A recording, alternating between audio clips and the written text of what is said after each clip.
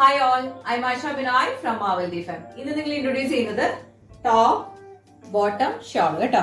Shawl നല്ല വിട്ടുള്ള ഷോളാണ് ഇത് കേട്ടോ. വീതിയുണ്ട്, നല്ല നീളമുണ്ട് കണ്ടോ. അപ്പം എല്ലാവരും ചോദിക്കാറുണ്ട് ഷോളിന്റെ ലെങ്ത് ആൻഡ് വിഡ്ത്.